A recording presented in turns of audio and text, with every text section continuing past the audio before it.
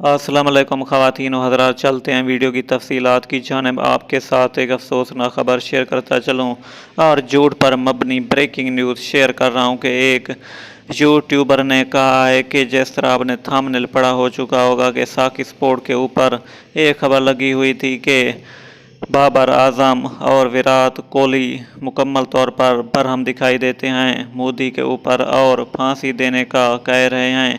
ये गलत बात है। इस तरह की ख़राब खबर और झूठ पर मबनी खबर व्यूज़ लेने के लिए नहीं करनी चाहिए। जी हाँ नाज़रीन, आपको बताते चलें कि पाकिस्तान बामुकाबला न्यूजीलैंड का मैच हुआ था परसों वाले दिन, जिसमें आपको बताते चलें कि पाकिस्तान ने फतह अपने नाम कर ली थी, जबकि न्यूजीलैंड फाइनल और सेमीफाइनल से बाहर हो चुका है। आपको बताते हैं कि मज़ीद पाकिस्तान टीम का मुकाबला किस टीम के साथ होने जा रहा है नेक्स्ट वीडियो में हम बताएंगे, लेकिन यही देखने में आ रहा है कि इंग्लैंड के साथ होगा टकरा।